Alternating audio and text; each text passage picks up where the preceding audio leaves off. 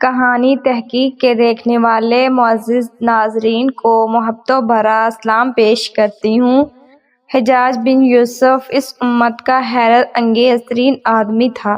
ہر آنے والے دن کے ساتھ مسلمانوں کی تعداد میں روز بروز اضافہ ہوتا جا رہا تھا۔ عرب ہی کیا عجم بھی بہت بڑی تعداد میں اسلام میں داخل ہو رہے تھے، اور حجاج بن یوسف کو یہ بات پریشان کیے دے رہی تھی کہ غیر عرب اس قرآن جیسی عظیم الشان کتاب کو بغیر اعراب کے کیسے پڑھیں گے۔ اس کام کے لیے اس نے اہل علم دانش کی ایک جماعت ترتیب دی اور قرآن پر اعراب لگانے کا مقدس ترین کام سر انجام دیا، جو رہتی دنیا تک قرآن کی تلاوت کرنے والوں کے لیے آسانیاں پیدا کرے گا۔ اور یقیناً یہ حجاج بن یوسف کی زندگی اور آخرت کے لیے بھی بہت بڑا کارنامہ ہے۔ حجاج ایک تہجد گزار آدمی تھا اور اکثر روزے سے رہتا تھا۔ اس کی ایک خاص بات یہ بھی تھی کہ وہ حد درجہ مہمان نواز آدمی تھا۔ کھانا کبھی بھی اکیلے نہیں کھاتا۔ ایک دفعہ سفر میں تھا، کھانے کا وقت ہوا تو توشہ کھولنے سے پہلے اس نے اطراف میں نظر دوڑائی۔ اسے ایک چرواہا نظر آیا۔ حجاج نے اسے بلا کر کہا کہ تو میرے ساتھ دوپہر کا کھانا کھائے گا۔ چرواہے نے جواب دیا کہ میں روزے سے ہوں۔ حجاج بن یوسف زور سے ہنسا، بولا، ایک مسلمان کی دعوت نفلی روزے سے زیادہ افضل ہے، اس لیے تجھے روزہ توڑ کر میرے ساتھ کھانا پڑے گا۔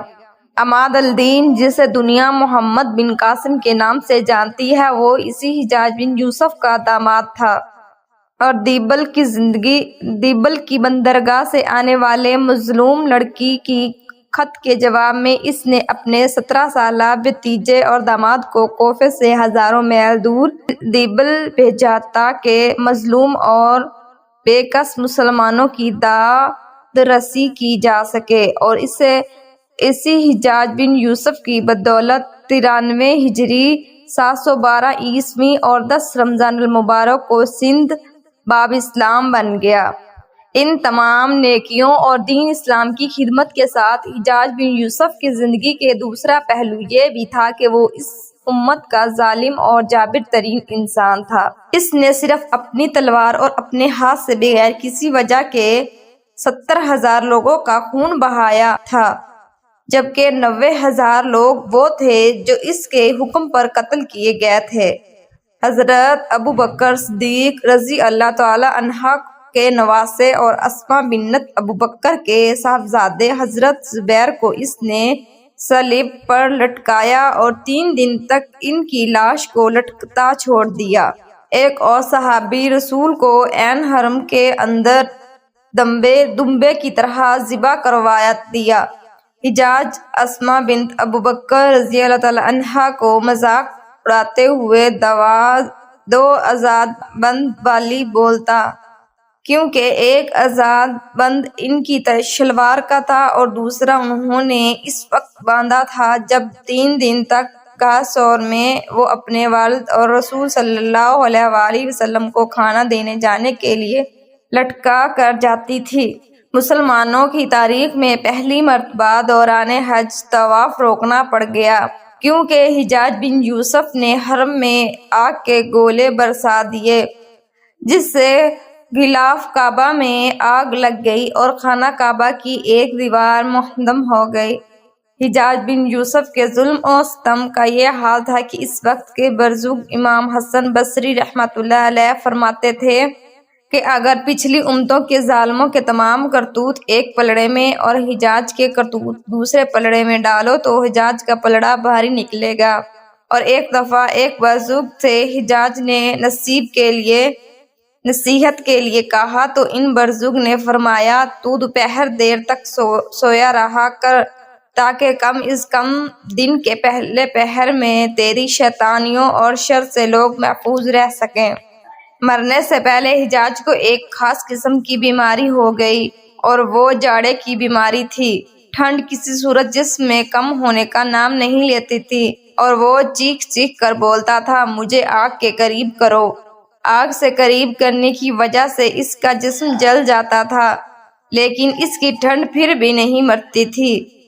یہ ٹھنڈ اور گرمی کا ایسا ملا جلا وجہ عذاب تھا جو اللہ نے اس کے کرتوتوں کی وجہ سے اس پر مسلط کیا تھا، اور بالآخر اس حالت میں کہ اندر سے اس کا جسم یخ اور باہر سے جھلس کر ختم ہو گیا، تب کہیں جا کر اس کا دم نکلا۔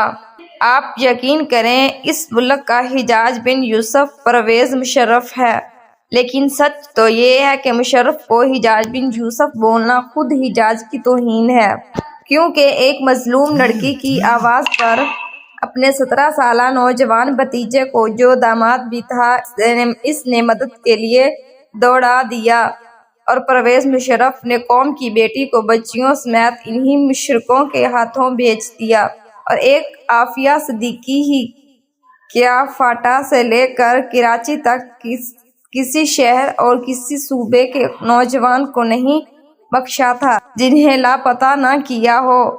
پھر ان پر دہشت گردی اور انتہا پسندی کا ٹھپا لگا کر امریکوں اور CIA کے حوالے کر دیا گیا۔ دنیا میں سب سے جنگلی اور انسانیت سے عاری قوم تاتاری تھی۔ ان کے لیے انسان، جانور، درخت اور مکانات سب برابر تھے۔ وہ طوفان کی طرح کہیں بھی آتے اور سیلاب کی طرح ہر چیز بہا کر لے جاتے، لیکن سفیروں کا ادب ان کی بھی روایات میں تھا، اور دوسری طرف ایک تسلیم شدہ ملک کے سفارت خانے پر حملہ کر گئے۔ افغانستان کے سفیر ملا ضعیف کو گنگا کر کے ان کے اہل خانہ سمیت امریکوں کو بیچنے کا کارنامہ بھی پرویز مشرف صاحب کی ہی سر ہے، جس نے انہیں تاتاریوں سے بھی گیا گزارا ثابت کر دیا۔ یہ بات اپنی جگہ درست ہے کہ پرویز مشرف صاحب نے 4 جنگوں میں بھی حصہ لیا، اور ان کے نام درج ذیل ہیں: نمبر 1 جنگ فاٹا، نمبر 2 فتح وزیرستان، نمبر 3 درہ بلوچستان، نمبر 4 فتوحات سوات و شمالی علاقہ جات۔ ان تمام جنگوں میں اپنے لوگوں کو اپنی فوج اور اپنی ہی فوج کو اپنے ہی لوگوں سے مروا کر خوب ڈالر سمیٹ لے گئے۔ اس میں کوئی حیرت کی بات نہیں کہ مشرف کے دور میں معیشت بہتر تھی، اور صرف مشرف ہی نہیں، ضیاء الحق کے دور میں بھی معیشت بہت بہتر تھی۔ وہ سب سے زیادہ سستا دور تھا، کیونکہ اس وقت ہم امریکہ سے روسیوں کو مارنے کے پیسے لے رہے تھے، اور اب اپنے ہی مسلمان بھائیوں اور پاکستانیوں کو مارنے، بیچنے اور ملک کو گروی رکھنے کے پیسے ہمیں ملے تھے۔ ویسے بھی فرد واحد سے سودا کرنا جمہوری حکومت سے سودا کرنے سے زیادہ مشکل ہوتا ہے۔ اسی لیے مودودی رحمۃ اللہ علیہ نے فرمایا کہ بدترین جمہوریت بھی بہترین امارت سے بہتر ہے۔ بہرحال کراچی جو بہتری کی طرف گامزن تھا، اور اسے مشرف صاحب نے ایک دفعہ پھر سے آگ اور خون کے حوالے کر دیا۔ اور اس سے بھی زیادہ دلچسپ بات یہ ہے کہ لوگوں کے جسموں میں ڈرل کرنے والے، جسم کے نازک حصوں پر پگھلا ہوا تارکول ڈالنے والے، جلتی سگریٹوں سے بدن کو داغنے والے، بوری بند لاشوں، بتے کی پرچیوں، بلدیہ فیکٹری عمارتوں سے زندہ انسانوں کو دھکے دے کر مارنے والوں کو بھی مشرف صاحب کی سزا غیر اخلاقی، غیر شرعی اور غیر قانونی نظر آ رہی ہے۔ جہاں تک رہ گئی خانہ کعبہ کی چھت پر چڑھ کر باغیوں کو بھگانے کی بات، تو اول اس واقعے میں سرے سے کوئی صداقت ہی نہیں ہے۔ اگر ہوتی تو مشرف صاحب خود اس بات کا ذکر 36 دفعہ اپنی زبان سے کر چکے ہوتے، جیسا کہ وہ خانہ کعبہ کے دروازے کھلنے کا ذکر کرتے ہیں۔ یہ کم از کم اپنی کتاب میں ضرور لکھ دیتے، اور چلیے ایک لمحے کے لیے مان بھی لیں کہ ایسا ہوا بھی تھا، تو یہ فوج کے احکامات تھے۔ اگر مشرقی پاکستان میں مشرف صاحب کو اسلحہ ڈالنے اور سرنڈر کرنے کے احکامات جاری ہوتے تو وہ یہ کام بھی کر گزرتے۔ اس میں ان کے ایمان کا نہیں بلکہ فوج کے ڈسپلن کا زیادہ کردار ہوتا۔ اگر اس بات کو ایمان کی علامت سمجھا بھی جائے تو پھر یہ دروازہ روز خادم الحرمین شرفین کے لیے کھولا جاتا ہے، جو وہیں بیٹھ کر پوری امت کے خون کا سودا کر رہے ہیں، اور خود پرویز مشرف پر جامعہ حفصہ اور لال مسجد کا جو لال خون ہے وہ بھی ان کو اتنے سکون سے مرنے نہیں دے گا۔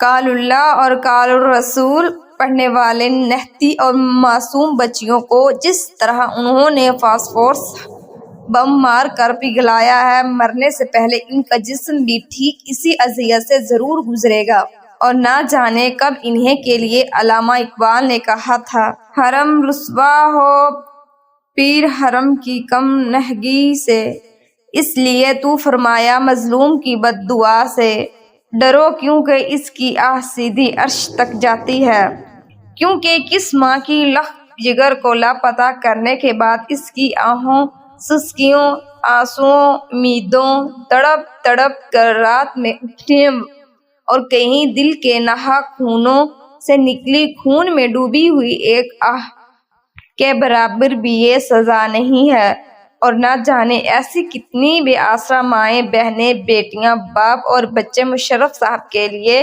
یہی آہیں لیے بیٹھے ہوئے ہیں۔ بھلا ایک پھانسی اور ڈی چوک پر 3 دن لاش کا لٹکنا بھی اس سب کے آگے کوئی سزا ہوئی؟